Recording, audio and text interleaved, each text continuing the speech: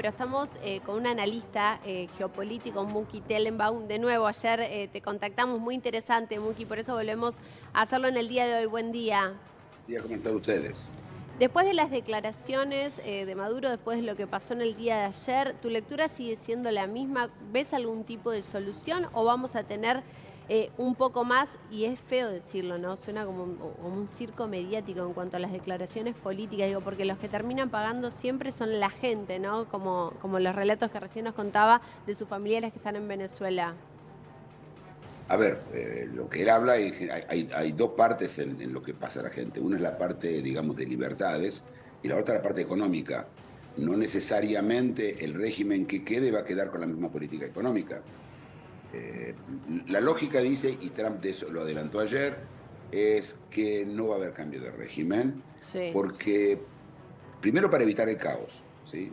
Esto ya pasó en Irak, ya pasó en Libia, y cada vez que hicieron un cambio de régimen abrupto, lo que ocurrió fue un desastre, ¿sí? Claro. Fueron muchos muertos, guerras civiles terribles, tanto en Libia como Irak. Decenas y centenas de miles de muertos al final en esas batallas. Así que probablemente primero para salvar al mismo pueblo venezolano, la tienen que dejar. Aparte, tienen que entender, estos son 26 años en donde esta gente metió raíces. Es decir, cada una de las instituciones está tomada de adentro con procedimientos determinados, con personas determinadas. Si vos querés venir mañana y cambiar esto, es un proceso muy largo. ¿De dónde lo sabemos? Lo conocemos del mundo comunista, cuando cae el muro de Berlín y los países comunistas empiezan a hacerse democráticos y quieren pasar a no tener que depender de la burocracia comunista, les quedan dos posibilidades. O que la gente que trabajaba para un bando se pase para el otro, o desastre. Y en general terminó mal. Es decir, tuvieron que empezar a hacer todo. Mira, Alemania Occidental y Alemania Oriental se juntaron en el 90. Eh, Hasta el año 2006, 2007, vos cruzabas, seguía habiendo una frontera, es decir, no una frontera física, porque estaban unificadas, pero del otro lado había gente que no trabajaba, gente que no le importaba, gente que fue criada en el sistema comunista, en donde el mérito no sirve. Todo ese problema lo tiene que tomar en cuenta Estados Unidos si quiere un cambio de régimen. Claro. Ahora, Esta es una pregunta, ¿no? Muki, Sí, sí, sí. un cambio de régimen abrupto decís que podría llegar a ser negativo, pero vos ves en lo que queda o en las personas que quedan del régimen cierta colaboración de ahora en más con Estados Unidos. Sí, sí, claro, por supuesto. Van a colaborar, van a llegar a un acuerdo. El acuerdo es, yo quiero inmunidad, este es el tema central para todos ellos. Quiero inmunidad, quiero que me deje seguir manejando el país, a cambio de que yo paso el tema del petróleo. Esta es una, que paso el tema del petróleo. Y la segunda es que te saques de encima todos los cubanos, iraníes, chinos y rusos del país.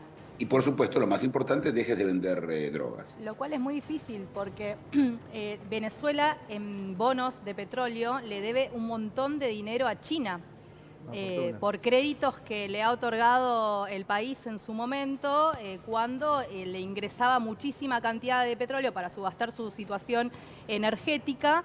A partir de eso le debe muchísima cantidad de dinero. Hoy hacían unas estimaciones muy, muy grandes y me parece que eso va a ser tema. ¿Quién va a pagar? ¿Quién va a pagar esa situación por un lado? ¿Cómo ves esa parte específica, mágica, digamos?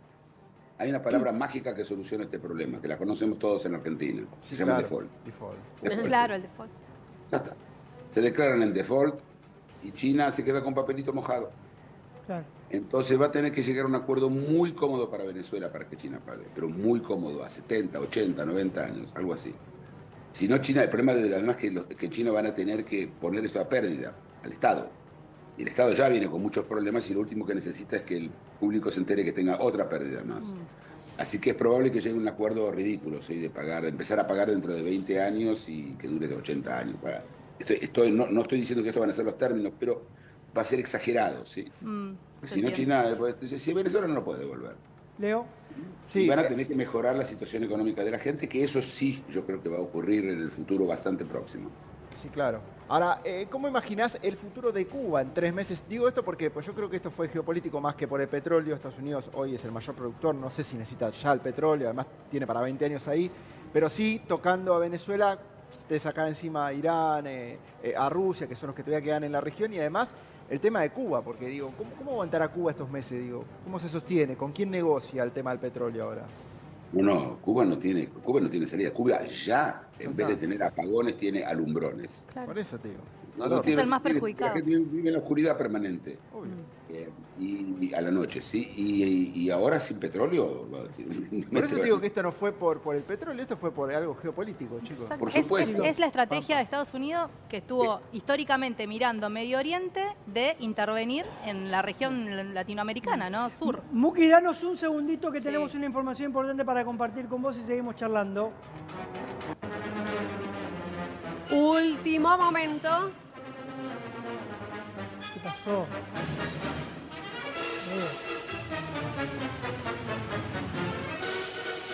Corina Machado anunció que volverá a Venezuela lo antes posible. Voy a estar en mi país.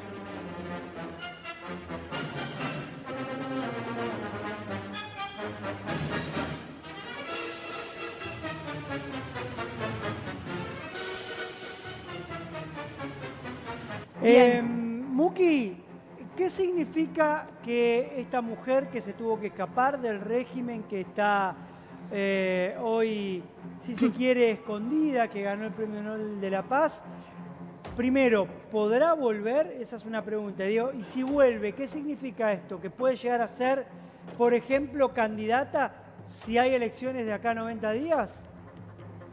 Yo no creo que haya elecciones de acá a 90 días, no creo que haya elecciones de acá a 2 años. Tranquilamente. Por lo primero. Y Corina Machado, Sí. si vuelve, es porque Estados Unidos llegó a un acuerdo con Venezuela. Yo te la traigo a vos. Y el acuerdo es tripartito. Le dijeron a Corina, lo único, no hinches, ¿sí? No te pongas pesada, no empieces a hacer más manifestaciones en las calles, ni cosas de ese tipo que van a molestar al acuerdo que tenemos con el chavismo.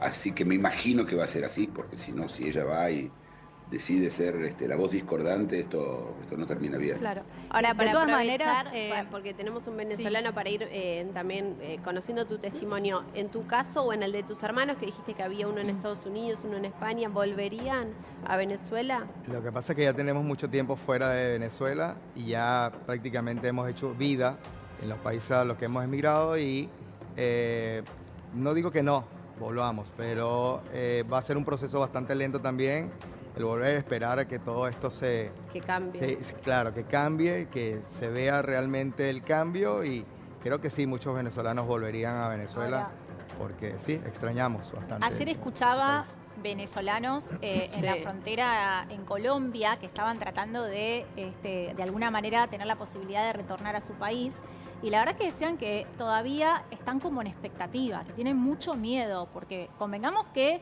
fueron perseguidos muchos incluso por dar su opinión en redes sociales, ¿no? Y todavía Sí. no confían en que haya una seguridad para los propios venezolanos adentro de Venezuela. ¿Vos te pasa lo Exactamente. mismo? ¿Crees eso? Exactamente, eso es lo que sucede, que no hay seguridad y una vez que esté adentro, de hecho conozco una persona que tratando de salir de Venezuela de manera tranquila, normal, por el aeropuerto de Maiquetía, pues no la dejaron salir porque precisamente era una persona Crítica.